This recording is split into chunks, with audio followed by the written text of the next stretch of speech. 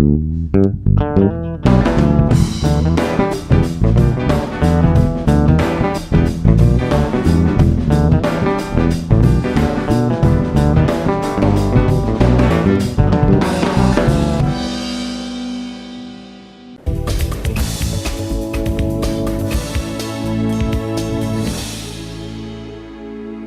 Sindicato dos Oficiais de Justiça do Estado do Ceará está numa luta para efetivar os candidatos aprovados no último concurso para oficial de justiça do Estado do Ceará, realizado no ano de 2014.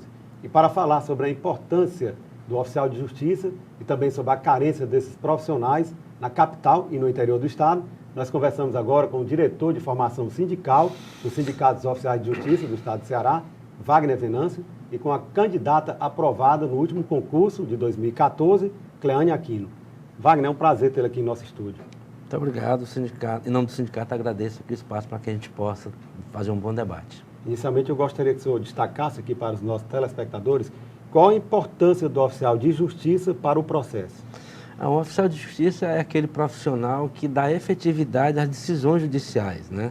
Nós somos aqueles profissionais que levamos lá na ponta o que deve ser cumprido, que determinação aquela empresa, aquele cidadão, aquela cidadã deva obedecer à decisão judicial. Então, nós vamos a todos os estratos sociais, fazendo com que o processo efetivamente se materialize naquela decisão prolatada pelo magistrado. Cleane, qual a sua percepção sobre a importância da função desempenhada pelo oficial de justiça? Everton, eu acho que sem o oficial, o comando, como o Wagner falou, da decisão, ele não se efetiva, né? Então, assim, muitas vezes a gente vê demandas que estão paradas porque precisa desse profissional para poder levar a decisão judicial aos jurisdicionados. Então, acho que é de relevância enorme.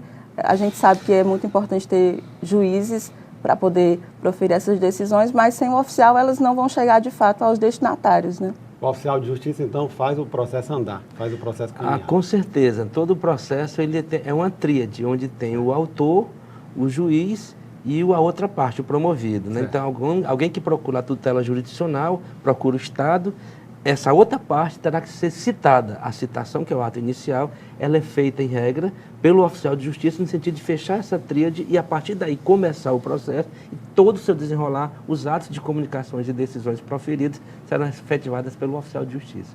A citação dá início ao processo. Wagner, em março desse ano, entrou em vigência o novo Código de Processo Civil, o novo CPC.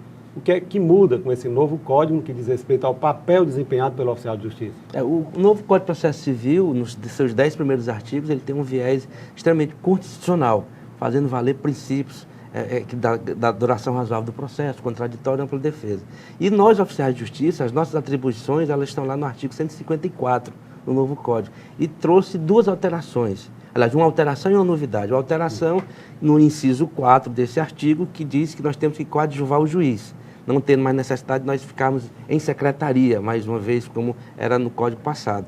E criou-se o inciso 6, onde vai permitir ao oficial de justiça proceder à autocomposição, ou seja, se alguma das partes, quando receber o oficial de justiça, tiver alguma proposta a fazer para a resolução daquela demanda, poderá fazê-lo diante do oficial de justiça, que reduzirá a termo a proposta e levará ao conhecimento do juiz para que ele possa intimar outra parte. É uma atribuição nobre no sentido que a gente poderá contribuir com a celeridade processual. É uma das grandes novidades que tem para nós, oficiais de justiça. E todo o código mexeu com todos os operadores do direito, o juiz, o promotor, o advogado e, no nosso caso, o oficial de justiça. A grande alteração foi essa possibilidade de realizar autocomposição, se alguma das partes assim nos apresentar. Lógico. Cleane, com relação à questão dos concursados, existe realmente uma carência muito grande, né, no estado do Ceará, que diz respeito não só ao oficial de justiça, mas demais serventuários da justiça, necessário até para que se dê mais celeridade ao processo, uma melhor prestação jurisdicional.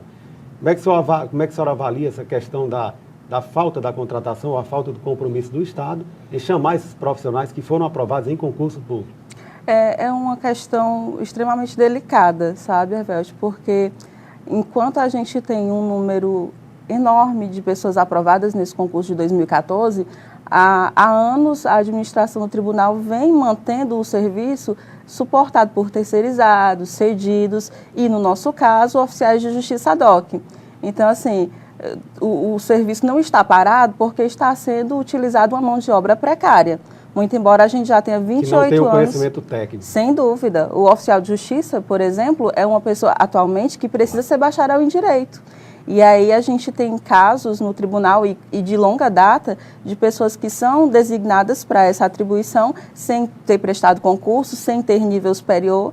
Então, assim, é um prejuízo muito grande à administração da justiça e aos jurisdicionados.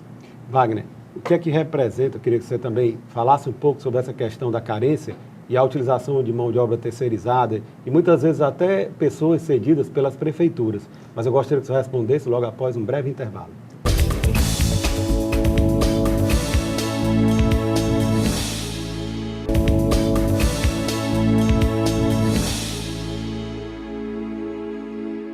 Voltamos a entrevistar o diretor de formação sindical do Sindicato dos Oficiais de Justiça do Estado do Ceará, Wagner Venâncio, e a candidata aprovada no último concurso de 2014, Cleane Aquino.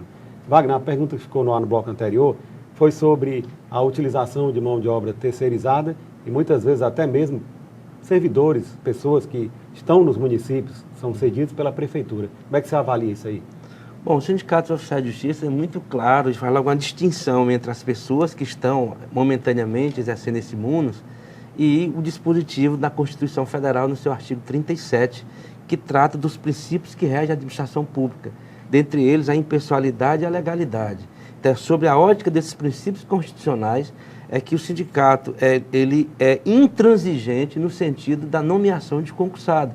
Porque, veja, ainda que haja uma boa vontade de terceiro, mas fere principalmente o princípio da legalidade no sentido de que você, como cidadão que tiver um processo e um oficial ad hoc cumpra um ato, você poderá, através de seu advogado ou defensor público, exigir a matrícula no Tribunal de Justiça desse profissional que cometeu esse ato, que é inerente ao oficial de justiça. Portanto, o processo ele já nasce eivado de ilegalidade. E aí, o concurso público, a chamada dos aprovados, ante a carência que hoje nós temos mais de 100 vagas necessárias, temos comarcas, ser oficial de justiça, é fundamental para a legalidade do processo, inclusive. Nós temos uma mão de obra grande, aí sendo esperada a ser nomeada. Cleane, a utilização de servidores cedidos pelas prefeituras aí no interior do estado ainda traz um grande risco, porque se houver um feriado decretado nesse município, o judiciário vai parar, não é verdade? De fato, Herbert, e acontece. A gente teve recentemente um caso em Itaitinga, que o fórum foi fechado porque era feriado municipal, e possivelmente vai acontecer agora novamente no município de Aquiraz. Vai haver um feriado e como a mão de obra é praticamente quase 90% deve ser do município, o fórum vai fechar também. Wagner, vamos falar um pouco agora sobre os riscos aos quais estão submetidos os oficiais de justiça. Você poderia falar um pouco sobre essa questão da segurança do oficial? Claro. Nós, oficiais de justiça, eu sempre digo, cito uma frase de que nós pisamos os tapetes vermelhos dos palácios e as ruas lamaçais da favela.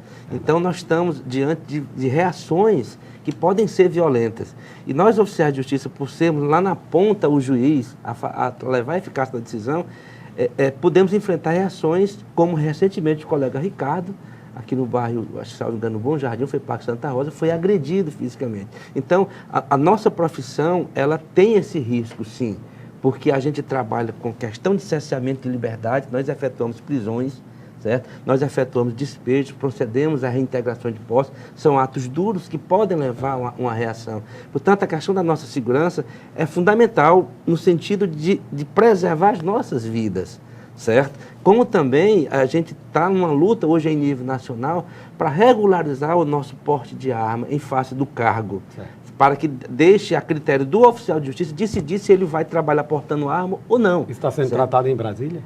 A Federação Nacional dos Oficiais de Justiça, a FENOJUS, ela está sendo tratada, já existe um projeto de lei que tramita há muito tempo no Congresso Nacional, e esperamos que isso venha a se regulamentar para que nós possamos ter o direito de porte de arma em razão do cargo que nós tínhamos até a Estatuto do Desarmamento. Quer dizer, precisamos de segurança, precisamos de usar coletes à prova de bala em algumas medidas, como a reintegração de posse, e como eu costumo dizer, a gente vai fazer um ato de grande monta com a polícia está armada, um colete à prova de bala, atuando em conjunto, e nós estamos lá, o mais fácil de ser visível, com a coragem e o mandado na mão. Essa é a nossa situação. Cleane, vocês apresentaram, inclusive, um procedimento administrativo junto ao Conselho Nacional de Justiça, denunciando a utilização de oficiais de justiça ad hoc, né, e solicitando, pedindo a contratação dos recém-aprovados nesse último concurso. Você poderia falar um pouco sobre esse procedimento? Claro, Velde. Esse procedimento administrativo a gente entrou no ano de 2015 por dois principais fatores. O primeiro é a questão dos oficiais de justiça ad hoc, que há anos tem sido utilizada pelo Tribunal de Justiça do Ceará. E o segundo é um fator que resultou de uma alteração na carreira, alteração de nomenclatura. No ano de 2010, uma lei alterou de oficial de justiça para analista judiciário, execução de mandados, e por conta disso, o tribunal extingue até hoje, todos os cargos que vão ficando vagos com a nomenclatura de oficial de justiça. Então, enquanto a gente está tendo a demanda de processos só aumentando a cada dia, não só no estado, mas no país inteiro, a quantidade de oficiais de justiça no Ceará só está diminuindo, de 2010 até hoje, por conta dessa extinção dos cargos. E aí nós levamos essa demanda ao CNJ, o procedimento administrativo foi julgado neste último dia 11, e eles entenderam que a gente demonstrou essa precariedade do serviço de oficiais de justiça aqui no Ceará. Inclusive, o conselheiro relator citou um ato de uma oficiala que foi designada para esse cargo que deveria ser temporário em 2007 e o ato era de 2014, ou seja, há pelo menos 7 anos essa pessoa ocupava um cargo que não era para ser sem concurso público. E aí o CNJ determinou ao TJ não só que se abstenha de designar esses oficiais ad hoc, mas também que elabore um projeto de lei e envie à Assembleia, criando cargos para suprir essa carência que é enorme no Estado. O sindicato fez um levantamento recente, tem no mínimo 150 carências no Estado do Ceará. Wagner, o Tribunal de Justiça do Estado do Ceará mandou no ano passado para a Assembleia Legislativa um projeto de lei alterando o Código de Organização Judiciária. Quais são as principais alterações propostas? Olha, alterações que envolvem magistratura, os servidores, no nosso caso especial de oficial de justiça, o tribunal, por iniciativa própria, ele alterou o código, recriando as custas de diligências, deixando bem claro que aí são para a justiça não gratuita, as partes terão que recolher antecipadamente custas no valor de R$ 39,00 para cada ato de comunicação na área urbana e R$ 49,00 na área rural. Esse projeto de lei está na Assembleia para regulamentar, porém ele não foi feita a leitura. O importante que se coloque com relação à justiça gratuita, aqueles que utilizam a Defensoria Pública, o Ministério Público e a Fazenda Pública, existe a resolução 153 do CNJ de 2012, onde deixa claro que o Estado terá que prover essas custas. O particular, não beneficiário da justiça gratuita, terá que pagar.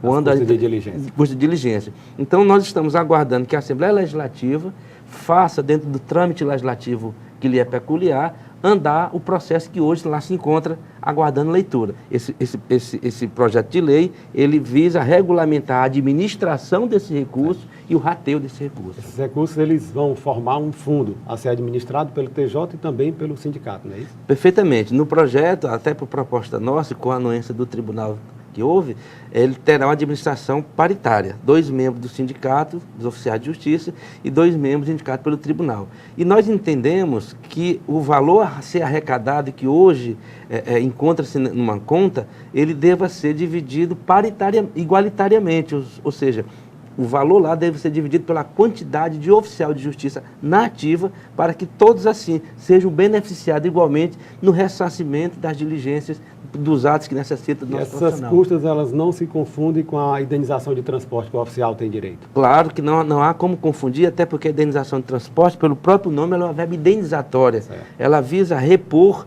o gasto que se tem com o veículo, que nós utilizamos o nosso próprio veículo para dar vazão às demandas judiciais. E é bom que se coloque também que ela não se confunde com a gratificação de atividade externa, que é uma verba que é composta na nossa remuneração, que veio a substituir o nosso risco de vida. E com o advento do plano de carreira, essa verba deixou de existir. Então, a gratificação de atividade externa e a indenização de transporte não se confundem. São distintas. Sim. Essas custas, porque foi iniciativa do tribunal, visa ao ressarcimento do ato de comunicação ou ato que precisa da presença do oficial de justiça. Wagner, infelizmente nós estamos chegando ao final da nossa entrevista. O programa OAB na TV Mundo Jurídico agradece a sua presença e faz votos de que o Sindicato dos Oficiais de Justiça do Estado do Ceará alcance todos os seus projetos em prol do melhor exercício dos oficiais de justiça aqui dentro do Estado e abre agora espaço para suas considerações finais. Muito obrigado em nome dos oficiais de justiça do Estado do Ceará e do sindicato e dizer para a sociedade que estamos atentos às demandas, queremos colaborar com a eficiência do trabalho da justiça. Portanto, nosso agradecimento e estamos à disposição. Clene, suas considerações finais. Everest, a gente agradece, o Grupo dos Aprovados agradece o espaço, esperamos que a sociedade também se una a nós nessa luta, porque a prestação jurisdicional só vai melhorar com a reposição desses cargos, dessas vacâncias de oficiais de justiça, e é isso que a gente quer, uma justiça célere de qualidade, e a gente está trabalhando para isso. Obrigado. Ivelise Maia.